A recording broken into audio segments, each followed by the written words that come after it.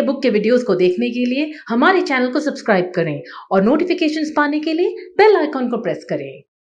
आज हमारे साथ अक्षय कुमार जी हैं और इनके थोड़ा सा परिचय देते हैं और बाकी जो जानकारी हम उन्हीं से लेंगे कि ये एडवेंचर की दुनिया के बादशाह हैं और इनकी बहुत पूरी जिंदगी ये एडवेंचर में गुजरी है और नेचर से बहुत प्यार करते हैं। तो अक्षय साहब, आपका इंडियन मीडिया बुक के इंटरव्यू में स्वागत है। आपका बहुत बहुत शुक्रिया कि मुझे आपने बुलाया और आपने बात शुरू करते ही मुझे झाड़ पे चढ़ा दिया। But thank you very much.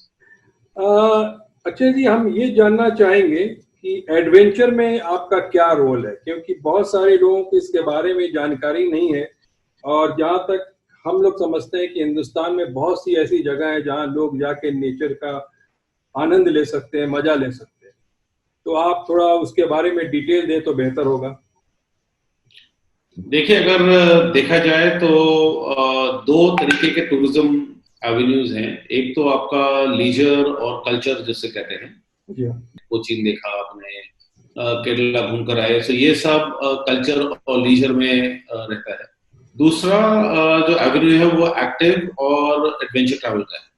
और दो तीन और हैं, जैसे माइंस टूरिज्म है, उसमें कॉर्पोरेट कॉन्फ्रेंसेस, फिर यूथ ट्रैवल है। सो तीन चार ऐसे जो एवेन्यूज हैं, पर दो जो मेन माने जाते हैं उसमें कैटेगरीज में आपका लीजर और adventure and active. So adventure travel जो है वो एक देश के जो नेचुरल हेरिटेज है, देश की जो प्रकृति है, उसको मद्देनजर रखते हुए और उसके इर्द गिर्द क्या एक्टिविटीज और क्या एक्सपीरियंसेस हम क्रिएट कर पाते हैं टूरिस्ट के लिए, उसके ऊपर ये पूरा निर्भर है। कुछ समय पहले तक जो एडवेंचर एक्टिविटीज थी वो इसी तक सीमित थे कि अच्छा, अगर आप साइकिल चला रहे हैं या आप ट्रैकिंग जा रहे हैं, पहाड़ चढ़ रहे हैं, कहीं भी अगर फिजिकल एक्टिविटी हो रही है उसको एडवेंचर माना जा रहा था। पर अब अगर देखिए तो एक तो फिजिकल एक्टिविटी है, साथ ही में उसका नेचुरल बायोस्फीयर या नेचुरल हेरिटेज जो स्ट्रेंथ उस डेस्टिनेशन की स्ट्रेंथ है। तो जहाँ पेड़ ज्यादा है, जंगल ज्यादा है, नदियां ज्यादा है, बीचेस ज्यादा है, वो ज्यादा माना जाएगा एडवेंचर में। और तीसरा आपका एक्सपीरियंसेस जो है, तो अगर कोई आदमी अमेरिका से केरला आ रहा है, वो सिर्फ आपके जंगल देखने और कायाकिंग करने के लिए नहीं आएगा, उसको लोकल कम्युनिटी के साथ मिलना है, उनके साथ बैठना है, उनका जो लाइफस्टाइल है वो समझना है, लोकल एजुकेशन कैसे है वो देखना है। तो ये सब दो तीन चीजें मिलाकर जो एक एक्टिविटी उभर के आती है वो experiential, physically active and adventure travel माना जाता है। ये बताइए कि आइस हॉकी जो एसोसिएशन है उसमें आपका क्या रोल है और क्या है वहाँ पे, क्या होता है? मैं बचपन से ही विंटर गेम्स में काफी इंटरेस्टेड रहा हूँ। मैं नेशनल लेवल पे स्कीइंग में पार्टिसिपेट करता था, जूनियर नेशनल चैंपियन रह चुका हूँ। और सीनियर्स में डाउनहिल इवेंट जो है, जो हमारा स्पीड स्कीइंग का इवेंट है, तो मेरे हाथ से ब्रॉन्ज मेडल जो है 0.001 सेकंड से छूटा है, क्योंकि वो पहला साल था 80s में, जब आई थिंक 88 की बात है ये, जब ये लोग डिजिटल टाइमर्स लेकर आए थे। नहीं तो पहले हाथ से टाइमिंग होता था, उसमें तो मैं निकल जाता, पर ये जब डिजिटल टाइमिंग आई तो उसमें पीटी उषा स्टाइल 0.001 सेकंड से वो टाइमिंग मेरा पीछे रहा। बट विंटर स्पोर्ट्स देखते हुए मेरी जो सिस्टर है वो she was the first winter Olympian from India in skiing, and she represented India in Calgary 1988 Winter Olympics. तो विंटर गेम्स को देखते हुए साथ ही में आइस स्केटिंग का जब हमको शुरू में शौक आया, कश्मीर में हम लोग जहाँ भी विंटर्स में फ्रोजन पॉन्ड्स वगैरह होते थे वहाँ आइस स्केटिंग करते थे। और धीरे धीरे हमको पता लगा कि there is a game called ice hockey, जो एक्चुअली इंडिया में कम से कम 100 साल से ऊपर से खेली जा रही है। और पहले सिर्फ शिमला में खेली जाती थी, उसके बाद धीरे धीरे शिमला से लद्दाख में गई, अब स्पीति और हिमाचल में भी 2-3 जगह हैं जहाँ पर आइस हॉकी स्टार्ट हुआ है। तो आइस हॉकी जो है वो it's the fastest game in the world और ऑल्सो काफी फिजिकली वायलेंट गेम है, क्योंकि यहाँ पर इंकरेज किया जाता है कि क्लैशेस हो, एक दूसरे को टक्कर मारी जाए पक स्नैच करने के लिए या बॉल स्नैच करने के लिए। So it is one of the most exciting games in the world. तो हमने अर्ली 90s मिड 90s में हमने ice hockey association of India बनाया जिसमें हमारा बस एक ही मकसद था कि इस गेम में हम इंटरनेशनल स्टैंडर्ड्स इंडिया में लेकर आए। तो आज का अगर देखा जाए तो Ladakh is the main destination in India जहां पर आइस हॉकी होती है। और ये हमारी बदकिस्मती है इंडिया में कि हमारे पास कोई भी आइस हॉकी के लिए कोई भी अरीनाज या स्टेडियम्स नहीं है जिसमें आर्टिफिशियल फ्रीजिंग हमको मिले। तो इसको मद्देनजर रखते हुए हमारा जो गेम है सिर्फ साल के 2 या 2.5 महीने पे लिमिटेड रहता है, जो कि हम लद्दाख और उसके जो इर्द गिर्द कारगिल है, लद्दाख है, द्रास है, इस ठंडे इलाकों में विंटर्स में ये गेम पॉपुलर होता है। गांव-गांव का बच्चा वहां के ये गेम खेलता है। और हमारी एक नेशनल टीम है जो एशियन लेवल पे खेल रही है आजकल, और हमारी जो एसोसिएशन है वो Indian Olympic association, ministry of sports और इंटरनेशनल आइस हॉकी फेडरेशन से रिकॉग्नाइज। अच्छा, तो ये बताइए कि ये जो बर्फ पे लोगों को खेलने का जो शौक है, जो लोग हॉकी नहीं खेलना चाहते हैं, उसके अलावा एक जनरल पब्लिक जाना चाहती है, तो वो लोग आपसे कैसे जुड़ के इस चीज को एंजॉय कर सकते हैं? देखिए, इसमें काफी एक्टिविटीज हैं फरहान भाई। एक तो अगर आप स्पोर्ट में इंटरेस्टेड हैं, so ice hockey is also very eye ball friendly game, जिसे कहते हैं कस्टमर फ्रेंडली गेम। देखने में बहुत मजा आता है, बहुत एक्साइटमेंट होती है। क्रिकेट से तो 10 गुना ज्यादा एक्साइटमेंट कहते हैं। और इंटरनेशनली देखा जाए तो it is even more popular than soccer. But international revenues अगर देखिए तो ice hockey is very close to number 2। Soccer is number 1, ice hockey is number 2 in sponsorships. पर इंडिया में अभी इसकी पॉपुलैरिटी इतनी नहीं है। तो अगर कोई गेम देखता भी है तो उनको मजा तो बहुत आएगा। और साथ साथ में you will have to combine other activities. तो जैसे अगर आप कश्मीर आएंगे, गुलमर्ग आएंगे, वहां आज एक छोटा आइस रिंक है। तो विंटर्स में एक तो आइस हॉकी देखा आपने, फिर अपने आप आइस स्केट्स पहनकर आप लोग स्केटिंग करना सीखे थोड़ा। फिर बर्फ में वहां पर स्लेजिंग, स्नोमोबाइल चलाना, स्कीइंग सीखना, या विंटर ट्रैकिंग के लिए जाना। जो विंटर में जो आपके गुजर और शेफर्ड्स होते हैं उनकी हट्स काफी खाली रहती हैं, तो हम लोग कभी कभी जंगल में निकल जाते हैं, उसी हट्स में अपना डेरा लगाते हैं रात को। अगर किसी को ये एडवेंचर नहीं करना है, उसके लिए 5 star 6 star deluxe centrally heated hotels available, कि शाम को आप अपना सोना और जकूजी और हीटेड स्विमिंग पूल लीजिए और दिन में आप ये एक्टिविटीज करिए और evening you come back to a very comfortable hotel. तो ऑप्शंस तो बहुत हैं। आजकल हिल स्कीइंग भी काफी पॉपुलर हो रहा है मनाली में और कश्मीर में। सो द एक्सपर्ट स्कीयर्स हैं, they will charter a helicopter और ऐसी जगह जाएंगे जहां स्की लिफ्ट नहीं जा सकती है, आप पैदल नहीं पहुंच सकते, हेलीकॉप्टर आपको वहां ड्रॉप करेगा, आप स्कीइंग करते हुए वापस आएंगे। सो ये भी ऑप्शंस हैं। और विंटर हॉर्स राइडिंग के ऑप्शंस हैं। सो काफी ऑप्शंस हैं विंटर्स। तो ये सारा चीज अगर कोई एक फैमिली मेंबर और चाहे आप लोगों से कांटेक्ट करके इस चीज को एंजॉय करना, तो वो कर सकता है? बिल्कुल कर सकते हैं। हमारी 2 कंपनीज हैं जो ये प्रोग्राम दे रही हैं। एक तो मर्करी हिमालयन एक्सप्लोरेशंस लिमिटेड, जो कि कम से कम 30 साल पुरानी कंपनी है आज, और दूसरी है आउटवर्ड बाउंड हिमालय, जो कि एक नॉट फॉर प्रॉफिट कंपनी है which only focuses on youth programs for children and for basically for family, for education in the outdoors.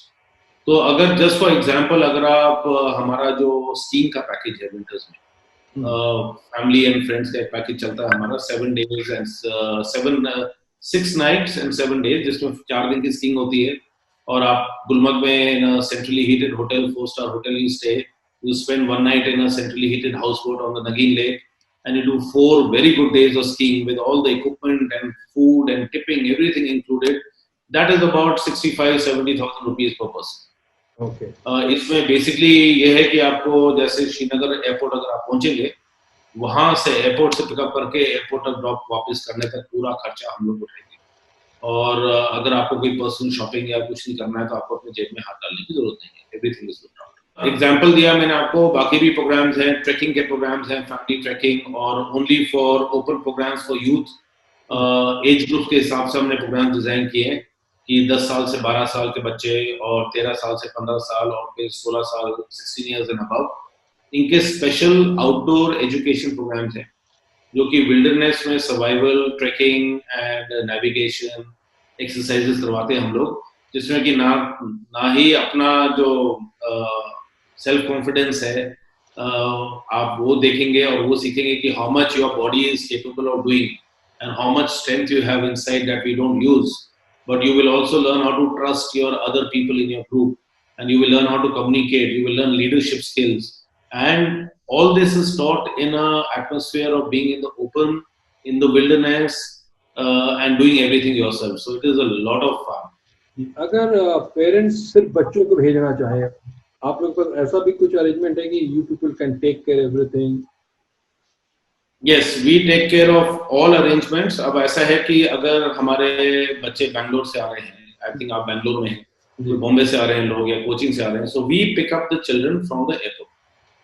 तो एक बार पेरेंट्स अगर वहाँ चढ़ा देंगे, we will, अभी तो ये कोविड का जो अभी डर बैठा हुआ है लोगों में, ये थोड़ा टाइम लगेगा जाने के लिए, but the moment people are comfortable flying again, हमारे जो open programs हैं, that we'll meet you at the Delhi airport and we will take the children all the way to the campsite. Sometimes that will involve the 8 or 10 hours drive. रास्ते में खाना पीना, washing stops, everything is included, accommodation, meals, equipment, ये पूरा हम ध्यान रखते हुए, और हमारा जो मेन फोकस है फरहान भाई, it is safety and environment protection. These are the two things that we focus on. बाकी जो learning है और leadership skills हैं, ये तो naturally जिस हिसाब से हमारे प्रोग्राम डिजाइन होते हैं और हमारे इंस्ट्रक्टर्स और फैसिलिटेटर्स साथ में आएंगे, they will teach everything and that is a very natural process. पर जो मेन हमारा मकसद है कि हमारा इंस्ट्रक्टर टू स्टूडेंट रेशियो या instructor to client ratio is 1:3 या 1:4 correct. So for every 3 clients there is 1 instructor, 1 expert with you. Similarly, the other biggest challenge is the number of people we take on our group. So we think that more than 15 people we cannot give the quality and the experience for learning. So we will in 99% take maximum 15 people in a group. अगर families जा रही हैं और families में करके अगर 4 families होके 16 लोग हो जाते हैं, 17 हो जाते हैं या 5 फैमिली हो जाती है, उसमें we will still allow it because there are small bubbles and they will look after themselves.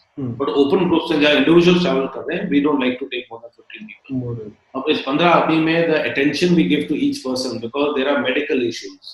Some people cannot walk and trek for a long time. किसी को पैर में दर्द हो रहा है, किसी को high altitude sickness कभी-कभी होता है. Some other medical issues might rise. So we are able to provide safety, rescue, backup, and personal counseling on the trip. But there are other companies who will take 50 people, 60 people, even 70 people have gone. उसमें ना ही safety compromise हो रही है आपकी, और साथ ही जो environment के ऊपर impact आता है कि जिस भी location में आप 70 आदमी लेके जा रहे हैं, वो destination ही आपका अगले 2 साल के लिए बर्बाद हो जाए. So we are very careful with all of this and we try and limit our numbers, small groups, with lot of safety involved. तो अच्छा साहब, ये तो बात हो गई बस की. अब हम आ जाते हैं थोड़े पानी की तरफ, और ये बताइए कि आप राफ्टिंग में भी काफी एक्सपीरियंस रखते हैं और काफी दिनों से ये काम कर रहे हैं. इसके बारे में जानकारी दीजिए कि आप कहाँ राफ्टिंग कराते हैं और कैसे कराते हैं. फरहान भाई, मेरी राफ्टिंग की कहानी तो काफी दिलचस्प है, बिकॉज आई वाज लकी कि जब मैं बच्चा था, my father was a very renowned mountaineer. So 1965 में वो Everest expedition, which put 9 people on top of Everest, world record रहा था काफी साल के लिए. He was a deputy leader of the expedition. He was the first person in the world to climb Kanchenjunga, first person in the world to climb Neelkant, Nanda Devi, और Siachen glacier जो है आज उसका मेन बेस कैंप ही मेरे father के ऊपर named है, called Kumar base. सो बचपन से ही हम पहाड़ों में खेले हैं, skiing करी है. I started skiing when I was 3 years old. I started trekking when I was 5 years old. And 10th class का बोर्ड खत्म करते ही मेरे बाप को समझ आ गया कि इसमें पढ़ना लिखना तो है नहीं. तो उन्होंने उठाकर मुझे एक कनाडा में एक राफ्टिंग कोर्स पे भेज दिया, और उस वक्त मैं काफी उनको कोसता था कि जंगल से उठा के मेरे को जंगल में आपने वापस भेज दिया. Canada was very very remote at that time. हम स्टेट ऑफ विनिपेग में गए थे, और लेक विनिपेग के नॉर्दर्न मोस्ट टिप में एक छोटा सा गांव था जिसमें 60 लोग रहते थे. So my first visit outside of India, जहां हम न्यूयॉर्क या लंदन के सपने देखते थे, हमको उठा के गांव में छोड़ दिया जंगल के बीच में, और मैं वहां 6 महीने रहा. And in 6 months I was 15 years old and I learned how to do rafting, guide a raft. और वहां से जब हम वापस आए in 11th and 12th class, I started launching rafting in India. So India में rafting 4 लोगों से start हुई थी. I was one of those 4 people who started rafting in India way back in 84 and 1985. और हमको मौका अच्छा था कि उस वक्त हम बच्चे भी थे, थोड़ा रिस्क भी लेते थे, तो जो भी नदी हमको दिखती थी उसमें अपनी बोट लेके हम घुस जाते। काफी हम पानी में गिरे, पानी पिया, काफी नैरो एस्केप्स हुए हमारे, we could have died many times. तो धीरे धीरे ये जो पैशन है एक इंडस्ट्री की तरह उठा, और आज अगर आप देखिए तो Rishikesh side which is the most popular, there are 400 registered rafting companies in Rishikesh. Beas में देखिए, मनाली में 250 कंपनियां वहां पर है, लद्दाख में 150 से पौने 200 कंपनीज वहां पर है, कुंडलिका नियम महाराष्ट्र राफ्टिंग स्टार्ट हो गई है, कावेरी में राफ्टिंग स्टार्ट हो गई है साउथ में, kayaking is become a very popular activity. तो 85 से आज तक rafting is become a big industry. हमारी सबसे पुरानी कंपनी है राफ्टिंग में, we are also one of the largest companies in rafting. So 2-3 तरीके के ट्रिप्स हम लोग करते हैं। नंबर 1 इज हमारा ऋषिकेश के ऊपर एक लॉज है, उसका नाम है ब्रुक्स रिट्रीट।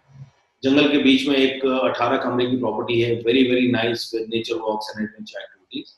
तो one of the activities we do over there, we take people for rafting, और जो हमारा क्रू है they are really safe and touch wood, आज तक हमारा राफ्टिंग में कोई ऐसा इंसिडेंट नहीं हुआ है जहाँ किसी को चोट आई है, किसी की एक्सीडेंट हुआ है किसी का। और वहां से हमारे 1 डे से लेकर 4 दिन के ट्रिप्स निकलते हैं राफ्टिंग के। तो या तो आप उसी होटल में वापस आइए रोज और एक नया सेक्शन करिए अगले दिन, अदरवाइज मजा इसमें है कि आप लोग हमारे साथ चलिए, हम आपको गाड़ी में ले जाएंगे 100 किलोमीटर ऊपर, और आपका पूरा तंबू, खाना पीना सब आपका राफ्ट में आएगा, और हम आपको एक गॉर्ज के थ्रू ले जाएंगे और पूरा 100-150 किलोमीटर का एक्सपीडिशन करेंगे, जहाँ रोज आप एक नए बीच पे जाकर और एक नए टापू में जाकर एक अपना कैंप लगाएंगे। तो that is the actual rafting which we like doing. और काफी लोग हैं जिनके पास तो समय नहीं है, तो वो आते हैं एक रात और एक राफ्टिंग ट्रिप करके, बड़ा मजा आता है और चले जाते हैं। और इसी तरीके से Beas is a very popular river, season के हिसाब से है। तो अगर आप गंगा का देखिए तो सीजन है अक्टूबर से लेकर सितंबर, मिड सितंबर से लेकर मिड जून तक इज अ गुड सीजन। उसके बाद वाटर लेवल्स काफी बढ़ जाते हैं, मानसून में बंद हो जाती है राफ्टिंग। साथ में उत्तराखंड में और भी नदियां हैं, एक और है यमुना में थोड़ी सी राफ्टिंग होती है। समर मंथ्स में अप्रैल में जून में टॉन्स वैली में एक रिवर है टॉन्स, जो यमुना से जाके मिलती है, ब्यूटीफुल राफ्टिंग ओवर देयर। वहां ज्यादा लोग पहुंचते नहीं है कि 8 घंटे की ड्राइव है देहरादून से, पर जो भी उस वैली में पहुंचता है कम से कम 6 या 7 दिन लगाता है। वही समर मंथ्स में आप मनाली में राफ्टिंग कर सकते हैं, ब्यास में, कश्मीर में लिडर और सिंध 2 रिवर्स हैं जहाँ राफ्टिंग होती है। और मानसून में जाएंगे तो Ladakh is a destination for mountain rafting, उसमें ज़ंस्कार और इंडस 2 रिवर्स है, वहां पर राफ्टिंग काफी पॉपुलर है।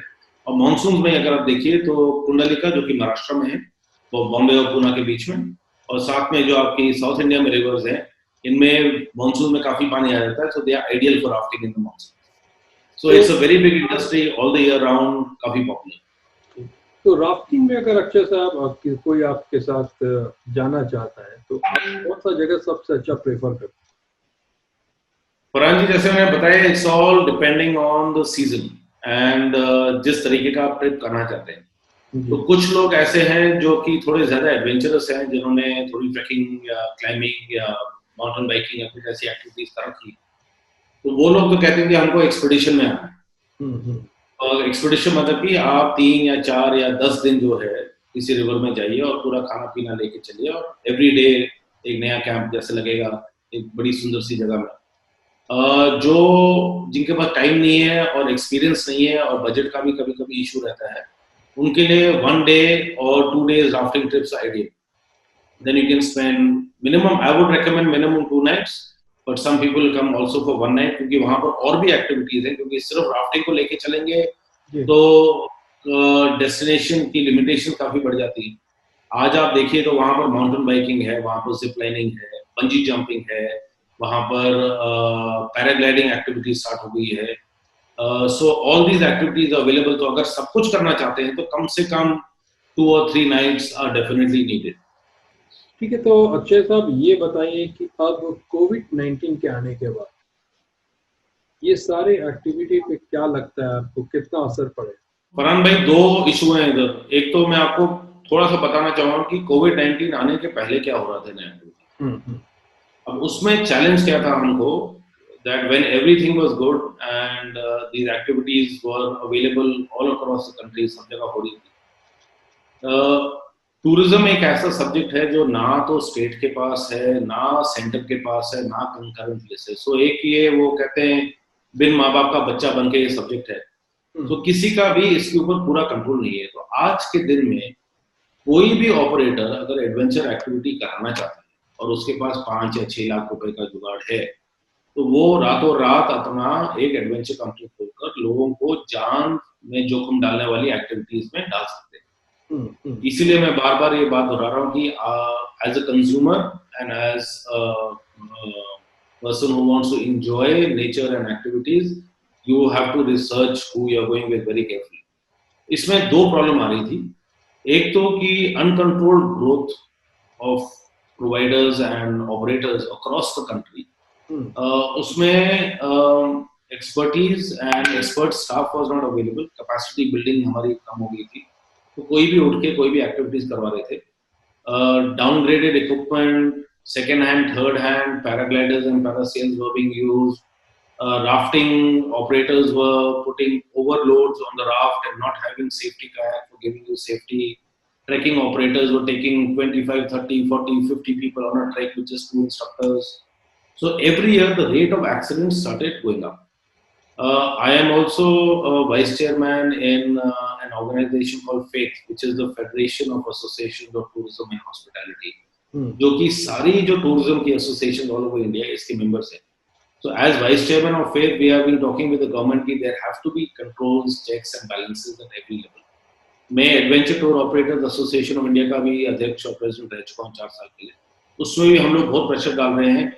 As operators we want more discipline in this industry and we want registration and permissions as mandatory, ये आप कंपल्सरी करिए। अभी क्या है कि आपको सरकार का रिकॉग्निशन लेना वॉलंटरी, चाहे तो ले सकते हैं चाहे नहीं ले सकते हैं, नहीं लिया तो फिर भी चलेगा, कोई एक्सीडेंट हो गया और दुकान बंद करके आप जा सकते हैं, कोई किसी को पता भी नहीं लगेगा। तो हम लोग कह रहे हैं कि इसको आप मैंडेटरी करिए। एंड हमारे मानने से all over India there are about 17 to 20,000 adventure tour operators. Okay, out of the 70 to 20,000 adventure tour operators, about 100 are recognized by the government of India, Ministry of Tourism, okay, as adventure tour operator, जिनका checks वगैरह सब कुछ हो रखा है, और adventure tour operator association ने इनको ग्रीन सिग्नल दिया हुआ है गवर्नमेंट के साथ मिलकर और इनको लाइसेंस मिला है। कुछ और 1500 से 2000 के बीच में, डेटा अभी अवेलेबल नहीं है, मैं अपना पर्सनल डेटा दे रहा हूँ, ये हमारी दूसरी प्रॉब्लम है इंडस्ट्री में कि we don't have data available. 1500 से 2000 लोग जो हैं ऑपरेटर्स, वो स्टेट गवर्नमेंट से रिकॉग्नाइज्ड। तो कुछ स्टेट गवर्नमेंट से, जैसे हिमाचल हो गया, कश्मीर हो गया, लद्दाख हो गया, कर्नाटका भी अभी कोशिश कर रहा है मेरे हिसाब से, उत्तराखंड है, ये लोग एडवेंचर टूर ऑपरेटर्स को लाइसेंसिंग करते। तो 1500 से 2000 लोग ये होंगे जो स्टेट गवर्नमेंट से लाइसेंस होंगे। तो अगर आप 2000 भी मांगे चले तो टोटल 2500, 500 नहीं 100 के करीब जो सेंटर ने रिकॉग्नाइज किए हैं और 2000 के करीब जो स्टेट्स ने किए हैं, तो 2100 operators out of 17 to 20,000 operators in India are recognized and licensed. तो बाकी एक आम जनता कैसे फर्क पता करे कि कौन जेन्युइन है और कौन, तो यही बात आती है। बहुत जरूरी सवाल पूछा आपने। तो इसमें 2-3 चीजें हैं। एक तो अगर आप उनका वेबसाइट या ब्रोशर ध्यान से देखें, उनका ऑफिस देख कर के रजिस्टर्ड ऑफिस है, अच्छी लोकेशन में है, दैट मीन्स उनके पास फाइनेंशियल बैकिंग है to give you a good operation. Number 2, उनके पास रिकॉग्निशंस क्या क्या है। एक रिकॉग्निशन तो स्टेट टूरिज्म बॉडी की है कि Karnataka tourism has recognised mister Farhan and company to do wildlife safaris, और एक सर्टिफिकेट है, तो दैट मीन्स कहीं ना कहीं आपका कहीं चेक हुआ है।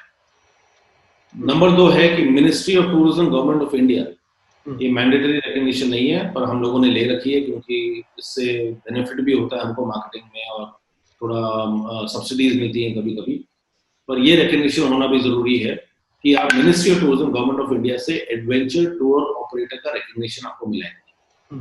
तीसरा ये है कि adventure tour operators association of India एक ही एसोसिएशन है मात्र, which is the national based body recognised by government of India, अगर आप इनके मेंबर हैं कि नहीं। तो कल को अगर आपने कोई पेमेंट करी है, आपको रिफंड नहीं मिला या सर्विसेज खराब हुई है, कोई एक्सीडेंट हुआ है और आपको रिस्पॉन्स नहीं मिल रहा है, हेल्प नहीं मिल रही है, उस हालत में ये एसोसिएशन जो है as a industry body, it steps in and helps you as a consumer also. तो आपका रिड्रेसल जो है, ग्रीवेंस रिड्रेसल इज फास्टर। तो ये 2-3 चेक्स हैं जो आप कर सकते हैं कि या तो वो स्टेट से हो, अच्छा है कि स्टेट और सेंटर दोनों से हो, और एडवेंचर टूर ऑपरेटर्स एसोसिएशन के मेंबर्स हो, और उनकी वेबसाइट से आपको पता ये लग जाएगा कि इन्होंने कितने ट्रिप्स किए हैं, कितने साल से कर रहे हैं, इनका एक्सपीरियंस लेवल क्या है, कि उनके जो इंस्ट्रक्टर्स हैं उनके पास फर्स्ट एड का एक सर्टिफिकेट होना जरूरी है।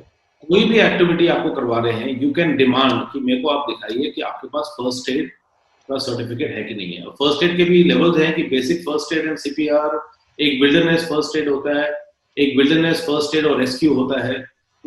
राफ्टिंग कर रहे हैं तो something known as white water rescue certification. तो you can ask for these certifications, और अगर नहीं है तो आप अपना डिसीजन लीजिए कि वहां नहीं जाएंगे आप 200 रुपए या 500 रुपए या 1000 रुपए भी ज्यादा देकर एक ऐसा ऑपरेटर के साथ जाइए जिनके पास सर्टिफिकेशन है। That is important. दूसरा ये रहा कि कोई सेंट्रल बॉडी है जो कोऑर्डिनेट कर रही है, सर्टिफिकेशन दे रही है, नहीं है आज के दिन। जैसे मैंने बताया कि tourism is a subject that nobody has ownership of. So central government ने भी जो रिकॉग्निशन निकाली है वॉलंटरी है। इसके पास भी सेंट्रल गवर्नमेंट की रिकॉग्निशन है, आपको इतना पता है कि उन्होंने चेक्स एंड बैलेंसेस किए हैं। तो सेंट्रल गवर्नमेंट क्या करती है कि आपके ऑपरेटर से पूछती है कि आपका जीएसटी नंबर क्या है, आपने इनकम टैक्स कितना फाइल किया, आपकी बैलेंस शीट है कि नहीं है, कंपनी का स्ट्रक्चर क्या है, पार्टनरशिप है, प्राइवेट लिमिटेड है, इंश्योरेंस है कि नहीं कंपनी के पास, ये सब चीजें चेक करेगी। And the moment it goes into technical inspection, adventure tour operators association of India की जो टेक्निकल टीम है वो उस ऑपरेटर का इंटरव्यू लेगी और उसका इक्विपमेंट चेक करेगी कि उस पर्टिकुलर एक्टिविटी में उनका क्या एक्सपीरियंस है। जब ये दोनों एक डॉक्यूमेंट में साइन करेंगे तब जाके उनको एक गवर्नमेंट ऑफ इंडिया की रिकॉग्निशन है। तो इन सारी चीजों को कंट्रोल करने के लिए कोई रास्ता देखते हैं? हमारा ये काफी सालों से एक पुश रहा है गवर्नमेंट ऑफ इंडिया के साथ, जहां एक इंडस्ट्री बॉडी है जो रेगुलेशन मांग रही है, और हम लोग रिकग्नाइज कर रहे हैं कि हमारी इंडस्ट्री में प्रॉब्लम है, सेफ्टी की प्रॉब्लम है, और इतनी सारे तादाद में लोग एडवेंचर में घुस रहे हैं कि हमारा एनवायरनमेंट के ऊपर इफेक्ट हो रहा है, हमारा गार्बेज के ऊपर इफेक्ट हो रहा है कि इतना विल्डरनेस और आपके साफ एरियाज में, जंगलों के बीच में, लेक्स के साइड में, अल्पाइन मेडोज जो बुग्याल हैं आपके उत्तराखंड में, वहां आप जाइए तो आपको सिर्फ प्लास्टिक बैग और मिनरल वाटर बॉटल दी। तो ये सारे इश्यूज जो हैं अब जाकर इस लेवल पे पहुंच गए कि हम उसको नकार नहीं सकते। तो गवर्नमेंट के ऊपर हमारे पास यही प्रेशर है कि नंबर 1 आप रिकग्निशन को मैंडेटरी करिए, या वो स्टेट गवर्नमेंट हो या सेंट्रल हो, या मैंडेटरी करिए। आप विदाउट रिकग्निशन कोई घुस भी नहीं सकते। कि आज को कोई बेंगलोर की कंपनी या बॉम्बे की कंपनी वो 50 बच्चे लेकर आती है और उत्तराखंड में गाड़ी ले हायर करके वो जोशीमठ पहुंच जाती है, जोशीमठ से घोड़े हायर करती है और ट्रैकिंग चालू कर देती है, और कोई नहीं पूछ रहा उनको कहाँ गए, कहाँ से आए, कौन बच्चे हैं, क्या रूट है, क्या आइटनरी है। कल को आपका सैलाब आ गया या अर्थक्वेक हो गया या बाढ़ आ गई, इन बच्चों को रेस्क्यू करना है, आप कहाँ से करेंगे? क्योंकि किसी को पता ही नहीं कहाँ गए लोग। सो एक हमने गवर्नमेंट को एक प्रपोजल दिया है कि एक ट्रैकर्स या टूरिस्ट इंफॉर्मेशन सिस्टम ऑनलाइन या ऐप बेस्ड एक मॉडल हो, जिसमें कि every adventure travel company is registered and every tourist who tries any adventure activity is also registered। और चाहे वो ट्रैक के लिए जा रहा है तो उसको एंटर करना पड़ेगा कि मैं ट्रैक के लिए जा रहा हूँ, ये मेरे ऑपरेटर का कोड है, ये मेरी आइटनरी है। तो उसमें क्या होगा कि चाहे आप उनसे सिर्फ 10 रुपए लीजिए या 5 रुपए लीजिए, उससे मतलब नहीं है, पर वो डेटा अगर आपके पास आ जाता है उससे 2-3 फायदे हैं। कि एक तो अगर आपको रेस्क्यू करना है, कल को कोई डिजास्टर हो गया नेचुरल, आपको एग्जैक्टली पता है कि कितने लोग किस लोकेशन में कहाँ पर अवेलेबल है, उनको बचाना है, तो सरकार के पास इंफॉर्मेशन रहेगा। नंबर 2, अगर एक एरिया में कैपेसिटी से ज्यादा फुटफॉल हो रहे हैं, एनवायरमेंटल में डैमेज हो रहा है, वो एरिया बहुत पॉपुलर हो रहा है, आप वहां से परमिशन बंद करके उनको बोल सकते हैं नहीं आप यहाँ नहीं जाएंगे, आप ये ऑल्टरनेट दूसरा टैक्सी लीजिए जो अभी खाली पड़ा। तो you can divert and you can do area management. और नंबर 3 जो बिगेस्ट प्रॉब्लम हमारी इंडस्ट्री में एक और है कि हमारे पास डेटा नहीं। तो जब आपके पास स्टैटिस्टिक्स और डेटा है, यू कैन डू प्लानिंग। आजकल अगर मैं आपको बोल रहा हूँ कि 20,000 ऑपरेटर हैं, वो मेरे दिमाग से 20,000 ऑपरेटर हैं, क्योंकि मैं 30 साल से कर रहा हूँ ये एक्टिविटी, मुझे पता है कितने लोग, तो मेरे पास कोई ठोस सबूत नहीं है कि 20,000 ऑपरेटर होंगे। कितने लोग राफ्टिंग कर रहे हैं, कितने ट्रैकिंग कर रहे हैं, कितने माउंटेनियरिंग में जा रहे हैं, कितने माउंटेन बाइकिंग में, हम उसके बारे में भी आपको नहीं बता सकते। तो इतना पता कि लाखों में जाते हैं। तो ये प्रॉब्लम्स है इंडस्ट्री में कि इतने सालों के बाद भी हम लोग काफी डिसऑर्गेनाइज्ड है। पर अगर आप इंडिया को देखिए, we are ranked, I think United Nations World Tourism Organisation से अगर देखिए आप UNWTO, मेरा ख्याल उनके हिसाब से we are number 6 in the world in terms of natural heritage. आज तक इंडिया ने सिर्फ अपना कल्चरल हेरिटेज बेचा है, ताजमहल बेचा है, हुमायूं टूम्ब बेचा है, आपके फोर्ट्स और पैलेसेस बेचे हैं, हमने नेचुरल हेरिटेज आज तक बेचा ही नहीं। तो we are number 6 in the world on natural heritage, and I think, and I am not very sure, I think we are number 35 और number 40 out of 45 countries in utilisation of natural heritage. तो हम लोग जो हमारे पास ये इतना बड़ा asset है, इसको हम यूज नहीं कर पाते। हमारी गवर्नमेंट से ये भी दरखास्त है कि अगर आप इनक्रेडिबल इंडिया नंबर 3 कैंपेन चालू करेंगे, नंबर 2 तो उन्होंने लॉन्च कर दिया है 3.0 में या starting now, the focus has to be on the natural heritage of India and not the cultural. आप लोग काम करते हैं तो बाहर में, इंडिया से बाहर से कहीं का कोई सर्टिफिकेट और देखा जा सकता है, मांगा जा सकता है टूर ऑपरेटर से कि इंटरनेशनली आप कहीं से रजिस्टर्ड है कि नहीं? देखिए, कुछ एक्टिविटीज हैं जो कि इंटरनेशनली आपके पास रजिस्ट्रेशन होगा।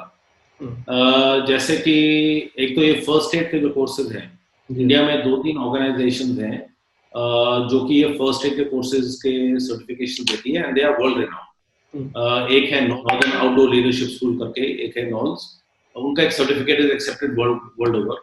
आउटवर्ड बाउंड हिमालय एक ऑर्गेनाइजेशन है जो ये सर्टिफिकेशन दे रही है। There is another organization called Hanifel Center in Dehradun. ये सर्टिफिकेट्स देते हैं फर्स्ट एड वगैरह के। This is for first aid and rescue.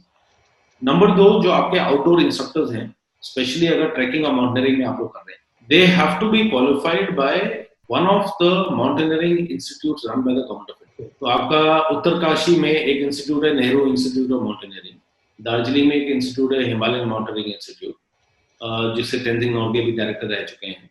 आपकी सिक्किम में एक इंस्टीट्यूट है और आपकी मनाली में एक इंस्टीट्यूट है। These 4-5 institutes are training people for trekking and mountaineering. So अगर आपके इंस्ट्रक्टर को वहां से ट्रेनिंग है तो आपको पता है कि कुछ ना कुछ क्वालिफिकेशन है। अभी स्किल डेवलपमेंट मिनिस्ट्री में उनके साथ थोड़ा काम कर रहा हूँ एडवाइजरी कैपेसिटी में। Skill development ministry today is working on defining qualifications for about 19 job roles in the adventure travel industry. Skiing instructor, trekking instructor, mountaineering instructor, rafting guide, mountain biking guide, naturalist. अगर आप इस trade में घुसेंगे और ये कोई भी job करना चाहते हैं, आपको एक बेसिक क्वालिफिकेशन को फॉलो करना पड़ेगा। मेरा मानना ये है कि अगले 6 या 7 महीने में ये स्किल इंडिया के पोर्टल में ये एप्लीकेबल हो जाएगा और इसके कोर्सेज भी अवेलेबल होंगे इंडिया में कि किसी भी यूथ को ज्वाइन करना है, इसके ट्रेनिंग प्रोग्राम्स अवेलेबल होंगे और सर्टिफिकेट दिया जाएगा। तो थिंग्स आर गेटिंग बेटर, थोड़ा टाइम लग रहा है पर हम डायरेक्शन सही है। ठीक है, तो अक्षय जी काफी टाइम दिया आपका। अब आखिर में जो हमारे व्यूअर्स हैं उनको क्या सजेशन देंगे? मैं ये कहूंगा कि अभी पोस्ट कोविड जो सिनेरियो है बिल्कुल चेंज होगा और कोरोना है, कोविड है, हमको शायद इसके साथ 1.5-2 साल रहना पड़ेगा। तो इसका ये मतलब नहीं है कि आप दुनिया ना देखें, इसका ये मतलब नहीं आप ट्रैवल मत करिए। इंग्लिश में कहावत है कि man is a social animal, तो man has to meet other man and other people and man has to travel. पर थोड़ा आपको बचाव रख के ट्रैवल करना पड़ेगा। जहां भी जाएंगे थोड़ा और रिसर्च करिए। पहले की तरह अंधाधुन मेक माई ट्रिप या किसी OTA से बुक करके मत जाइए। अगर बुक कर रहे हैं तो देखिए आप किस ऑपरेटर के पास जा रहे हैं, किस होटल में रहेंगे, किस लॉज में, किस कैंप में जा रहे हैं, उसके बैकग्राउंड चेक्स क्या है वो करिए जरा, और पर ट्रैवल करिए आप। और अभी जो मुझे लग रहा है कि कोविड को देखते हुए अगर आगे जा रहे हैं, हमारा एक होटल है ऋषिकेश के आगे और हमारे ट्रैकिंग प्रोग्राम्स हैं। मुझे लग रहा है कि अभी तो पहले सेल्फ ड्राइव हॉलिडेज जो है वो सबसे पहले स्टार्ट होंगी कि लोग अपनी गाड़ियां उठा के ट्रैवल करेंगे, क्योंकि उनको ट्रेन में, बस में और हवाई जहाज में नहीं बैठना है। दूसरा, वो जिस भी प्रॉपर्टी में जाएंगे वो सिटी सेंटर से थोड़ा दूर होगी। अगर रिमोट लोकेशन में, इसका मतलब वहाँ कम लोग होंगे। अगर 15 या 16 रूम की प्रॉपर्टी है, इसका मतलब छोटी है, लोग कम होंगे, देखने को कम लोग मिलेंगे, सोशल डिस्टेंसिंग हम रख सकते हैं। We will be able to do that. As operators and hotel operators, we are looking for people traveling in social bubbles, meaning कि आप अपनी फैमिली के साथ ट्रैवल कर रहे हैं या अपने क्लोज फ्रेंड्स के साथ ट्रैवल कर रहे हैं जिनको आपको पता है कि ये सब सेफ है। तो हम भी चाहते हैं कि आप छोटे ग्रुप में आइए, सोशल बबल बना के रहिए कि आपके 10 फ्रेंड है या 10 फैमिली मेंबर्स हैं, हम आपको अलग रखेंगे आपका खाना अलग से दिया जाएगा, आपको किसी और के साथ मिक्स नहीं होना है। तो अभी अगले 1-1.5 साल के लिए ये सिनेरियो बनेगा। एडवेंचर ट्रैवल और नेचर ट्रैवल जो है वो सबसे पहले बाउंस बैक करके वापस आएंगे। ये भी फैक्ट है कि लोगों को दिल्ली, आगरा, जयपुर, मनाली, शिमला नहीं देखना है। इनको शिमला से आगे जंगलों में जाना है, मनाली से आगे पहाड़ों में जाना है, नदियों में राफ्टिंग करनी है, क्योंकि ये रिमोट एरियाज हैं, नेचर बिल्कुल साफ है, यहाँ पर इन्फेक्शन का चांसेस बड़े कम है। तो हम सोच रहे हैं कि अगले 2-3 महीने में आउटडोर ट्रैवल, एडवेंचर ट्रैवल और small hotels, lodges, camp sites will do very well. तो मैं आखिर में अपने व्यूअर से ये कहूँगा कि अगर किसी को एडवेंचर ट्रिप पे जाना है तो मैं नंबर शेयर करता हूँ बिना अच्छे साहब से पूछे हुए कि इस स्क्रीन पर रहेगा, आप लोग इनसे मिलिए। मैं इनकी कंपनी के बारे में इनके गारंटी ले सकते हैं कि ये काफ़ी जेन्युइन है और बहुत अच्छा काम करते हैं। और मैंने कुछ ट्रिप भी देखे हैं कि जो एज ए फैमिली मेंबर की तरह पूरा ट्रीट किया जाता है और सेफ्टी का पूरा प्रिकॉशन लिया जाता है। तो आप जरूर इन लोगों के साथ एंजॉय कर सकते हैं। Thank you Farhan ji, thank you very much. Thank you so much, thank you. Please subscribe to our channel to watch the Indian Media Book videos and press the bell icon for notifications.